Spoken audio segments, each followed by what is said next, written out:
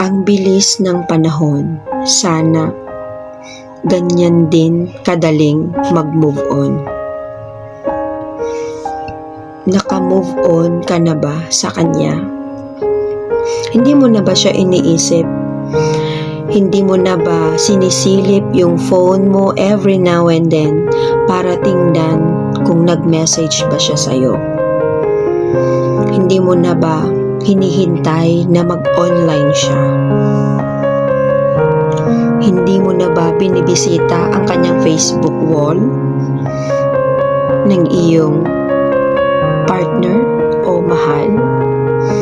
Hindi ka na rin ba interesado na marinig o tuwing may nagbabanggit sa pangalan niya?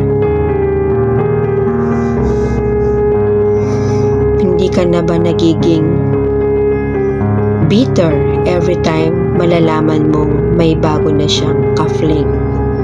Hindi ka na ba na-awkward sa tuwing nakakasalubong mo siya? Hindi ka na ba umaasa pa sa kanya? Kapag naririnig mo yung team song ninyong dalawa, hindi ka na ba ngumingiti at biglang naaalala ang dati? Hindi ka na ba nagpo-post ng kahit ano sa social media pero siya lang pala yung gusto mong patamaan nito? Ini-stalk mo ba ang bagong partner niya?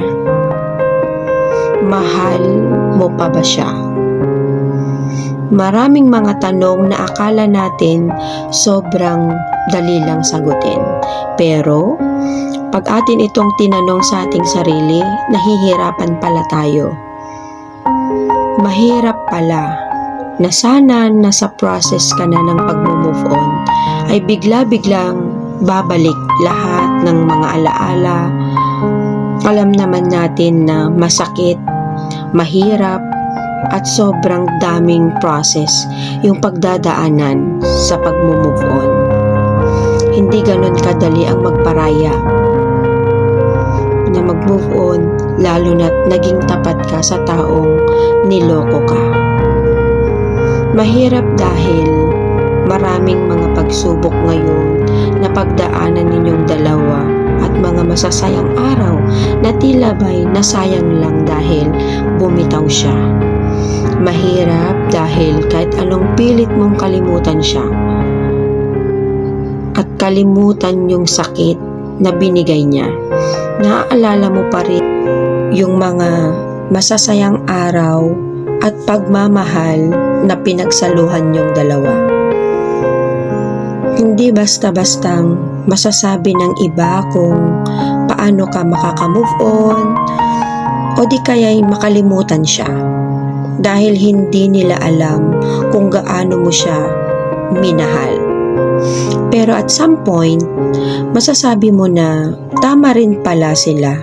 Tama rin pala yung mga sinabi nila na mahal mo pa siya kaya hindi ka pa naka-move on sa kanya. Sobrang dali kayang maging masaya. Pero ang mahirap, yung muling maging masaya kapag nasaktan ka ng taong minahal mo ng sobra. Pero alam mo, kapag naka-move on ka na, marirealize mo na baliwala na pala siya sa'yo, yung taong minsan naging mahalaga sa buhay mo. Kagaya na lang pag hinawakan mo ng mahigpit at mas matagal yung isang tali, mas masasaktan ka lang kapag hindi mo ito binitawan. Sabi nga nila, sometimes holding on does more damage than letting go.